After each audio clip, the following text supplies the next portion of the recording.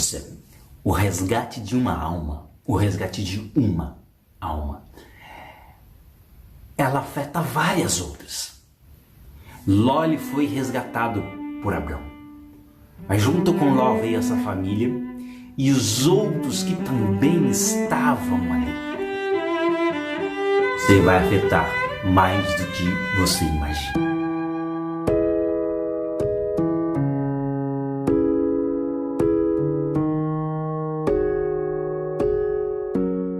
Bem-vindo à nossa Escola Tadel. Hoje estamos na nossa aula número 5. Primeiramente, para falarmos sobre esse resgate, nós temos que contar um trecho da história. E essa história ela se inicia num reinado de Kedorlaomer. Quem foi o rei Kedorlaomer? De acordo com as transcrições bíblicas, Kedorlaomer foi o rei de Elão, nos dias de Abraão e mencionado no livro de Gênesis, capítulo 14. E segundo o historiador Gerhard Giltux, ele havia reinado em Elão em 1990 até 1954 a.C., após o declínio da dinastia Avã. Este rei de Elão, ele governava a região ali inteira onde Abraão morava, ali dos lados de Sodoma, Gomorra. Então, tinha 12 anos de governo. Então, o povo do país, os povos dos países mais de baixo, eles falaram, bem, não queremos mais pagar esses tributos, não queremos mais ficar dentro dessa situação. Vamos mudar essa nossa história.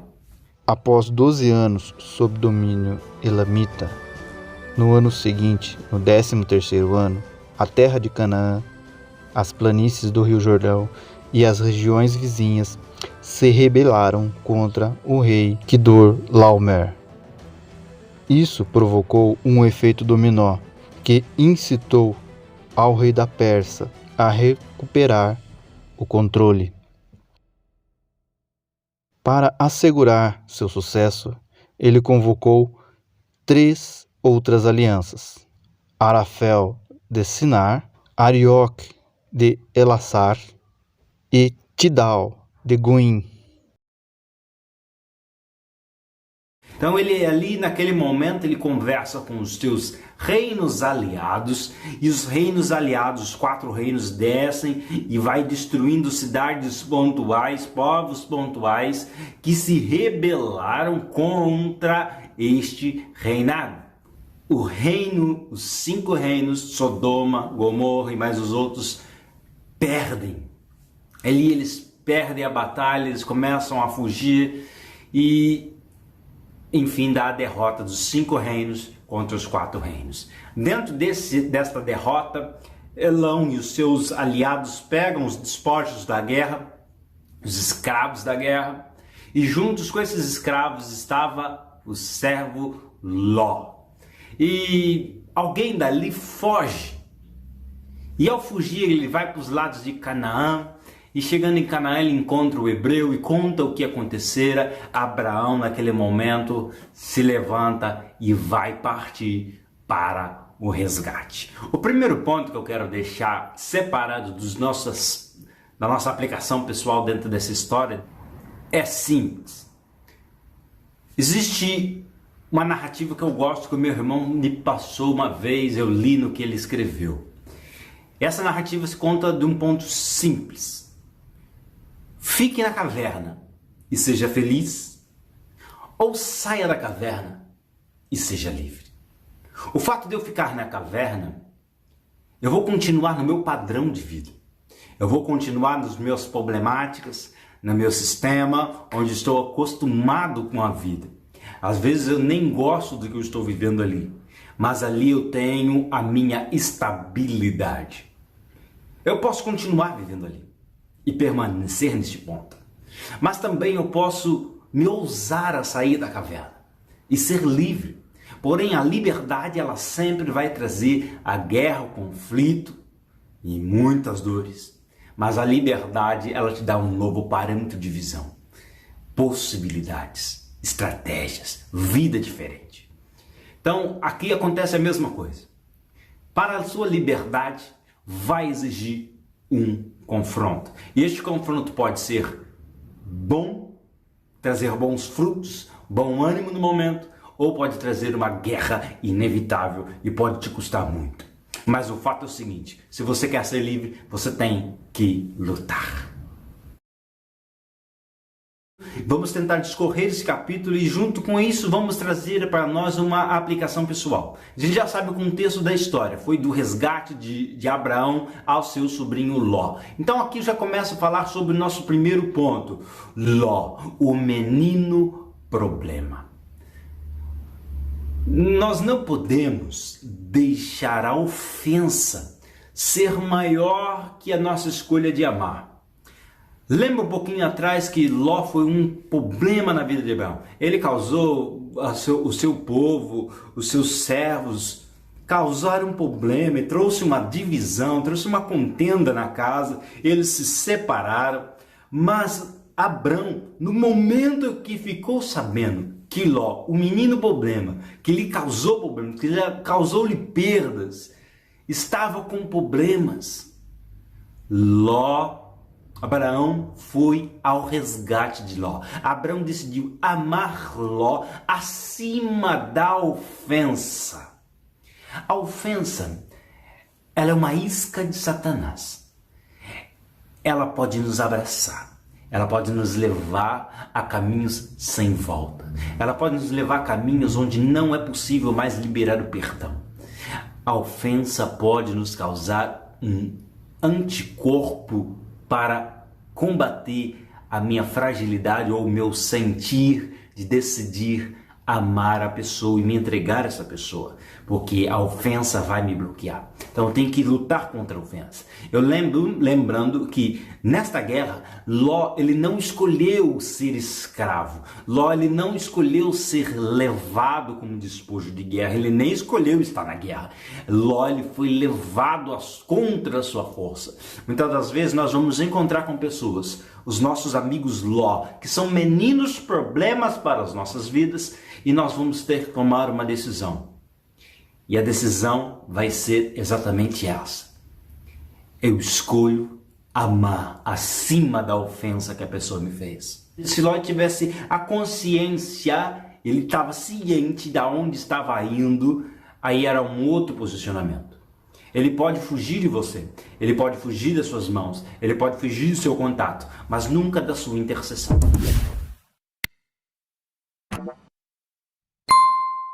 Olha o que Betel fez comigo. Esse é o nosso segundo ponto de hoje. Abrão, lembra, nos capítulos atrás, ele era um covarde. De covarde, ele se tornou um líder de guerra.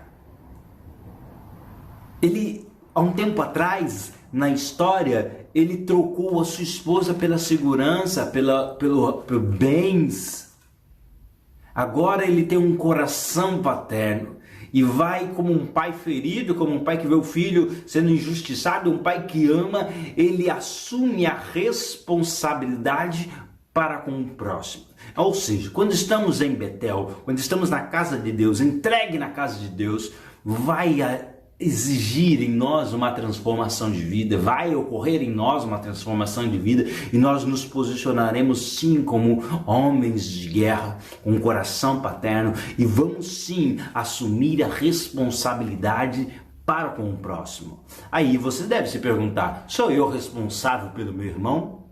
Bem, essa é uma frase dita em Gênesis 4:9, onde um irmão mata o outro irmão e Deus lhe pergunta, cadê seu irmão? E esse irmão amorosamente responde ao Deus Todo-Poderoso e insondável que sabe de todas as coisas. Sou eu responsável pelo meu irmão? E a nossa resposta para essa pergunta é sim.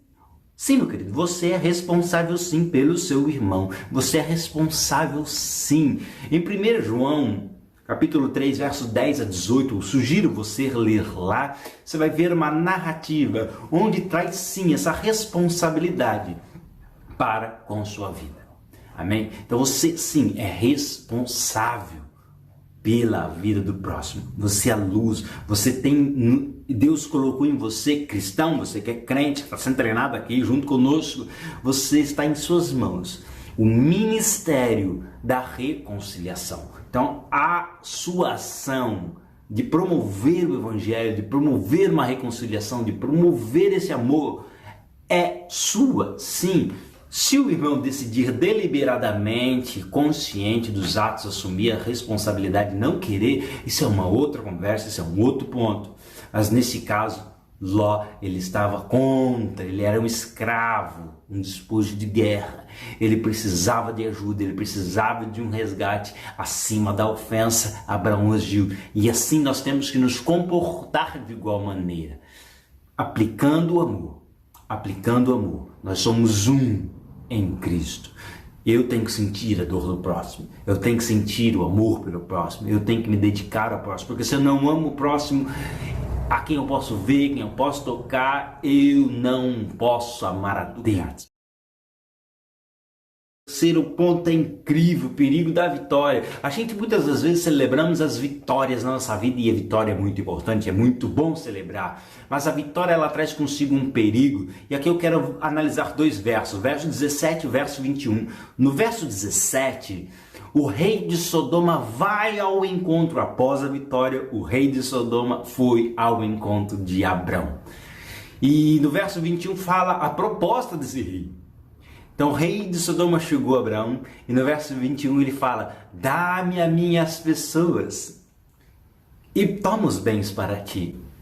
Aí eu deixo uma pergunta muito simples: o que o rei de Sodoma quis dizer com isso? Bem, a minha resposta: o rei de Sodoma, ele vem com uma sugestão muito simples. Rapaz, deixa as almas comigo e pegue o bem para você. Rapaz, as almas não vai pagar suas contas, fica com dinheiro. Rapaz, a bênção foi grande, né? Resgate maravilhoso, parabéns, está trabalhando bem, deixa as almas comigo. Olha só, tem prosperidade e coisas para você. Ou seja, o rei de Sodoma, que representa Satanás nesta ideia, ele vai vir ao teu encontro quando você estiver galgando as vitórias em Cristo e vai lhe oferecer os bens em troca das pessoas. E muitas das vezes você vai celebrar o crescimento das pessoas entregando as pessoas a Satanás, ao desleixo, às preocupações do dia, as contas, o dinheiro que vai surgindo. E muitas igrejas acabam crescendo dentro deste contexto. Vem mais pessoas, mas o que importa não é as pessoas, e sim o dinheiro, os bens. Então cuidado com a proposta de Satanás, com a proposta do rei de Sodoma, que vai vir quando você vencer. Cuidado, não saia de Betel por nada.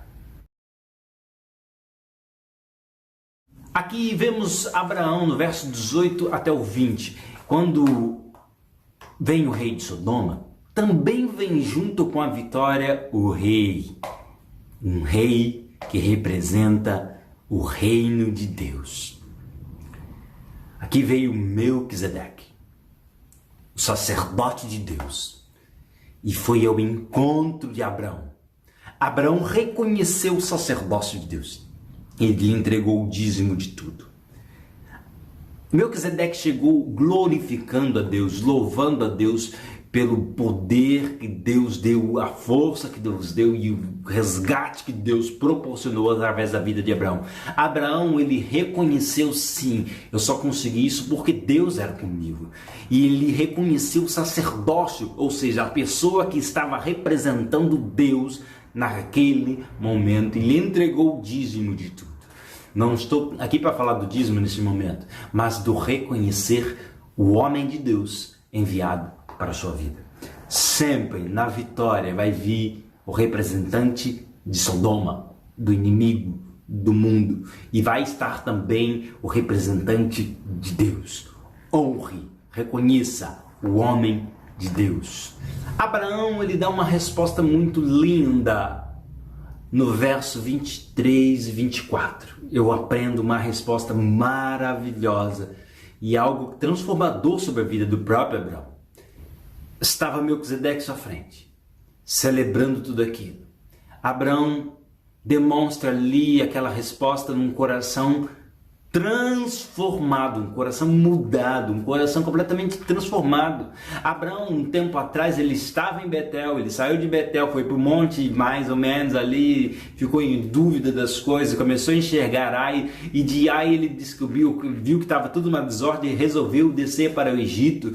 E no Egito ele troca tudo que tinha pela segurança. Agora tudo volta de novo, a mesma coisa está acontecendo, os bens sendo entregues às suas mãos. E ele dá uma resposta muito maravilhosa ao rei de Sodoma. Ele diz assim: não tomarei coisa alguma do que é teu. Eu não vou pegar nada do que é teu. Eu só quero o que é meu. Eu só quero o que é meu, o que eu conquistei, o que vem da parte de Deus para comigo. Eu só quero as coisas que têm a ver com a promessa que Deus me deu. Então aqui eu aprendo 2 pontos que nós temos que aprender a desenvolver na nossa vida: a arte de saber o que é meu e a arte de saber o que é dos outros. Então, meu querido, tente entender o que Deus tem para você, qual é o chamado de Deus para você. Não troque, não desvie o caminho, o percurso daquilo que Deus te chamou, olhando os bens que o rei de Sodoma está te oferecendo em troca das pessoas. Preste bem atenção. Tente discernir, busque do Senhor o discernimento, a compreensão exata daquilo que é seu para a sua vida. Não fique pegando o que é dos outros. Não queira o cargo que é dos outros. Não queira as funções que é dos outros. Assuma o que é seu, o que é para você. Eu vou ler Atos 20, 24. Está escrito assim: todavia não me importo. Todavia eu não me importo. Nem considero minha vida de valor algum para mim mesmo, se tão somente puder terminar a corrida e completar o ministério que o Senhor Jesus me confiou, de testemunhar o Evangelho da graça. Sabe por que muitas das vezes nós não vemos o mover de Deus extraordinário na nossa vida? Simples, porque temos a nossa vida por valiosa demais. Então, meu querido, não se glorie, não deseje as coisas que não é sua. Não se glorie, não se deseje as coisas que Deus não te pediu para fazer. Não se ocupe com coisas ou cargos que não tem nada a ver com o que Deus pediu para você fazer. Não se valorize ao extremo que vai tampar, vai bloquear, impedir de você terminar a correria que te é proposta, o ministério que te é proposto, o ministério que Ele te confiou, o serviço que Ele te confiou. Então, às vezes você quer correr atrás de outro porque o outro dá mais destaque. Você quer ser o pastor principal e você não foi chamado para isso? Você quer ser o profeta, o apóstolo e você não foi chamado para isso? Você quer ser algo que você não é? Você acaba não terminando, não progredindo, não evoluindo naquilo que Deus te confiou, porque você quer evolução demais, ou porque você quer dinheiro demais, ou porque você quer posses demais, você quer ter uma vida estável, boa demais. Então, meu querido, tome cuidado. Foco é Cristo. Foco é você correr atrás para terminar a carreira que te é proposta. O que Deus te proporcionou, o que Deus te pediu. Anote, escreve e corra atrás disso. Analise os seus pontos de vida, analise onde você está se perdendo. Meu querido, eu deixo um detalhe muito grande para você. Viva pela eternidade, viva para a eternidade, não para o hoje, não para o amanhã, não para o temporal, mas sim para a eternidade. Vai chegar um dia onde o justo e o injusto vai se confrontar, vai estar diante de Deus, olho no olho, e a palavra lançada, a palavra de Deus será o nosso réu, será o nosso juiz, será a nossa condenação ou a nossa absolvição. Isso foi Jesus quem disse. Então, meu querido, fique atento ao que Ele te pediu, ao que Ele te ordenou. E busque terminar a correria que te é proposta no ministério do Senhor Jesus, aquilo que Jesus te confiou, e testemunhe esse evangelho da graça para a transformação de almas, porque você sim é responsável pelo seu irmão, você é sal, você é luz, você tem nas suas mãos o ministério da reconciliação. Quem enviarei? Quem age por nós? Eis-me aqui, envia-me a mim, Senhor.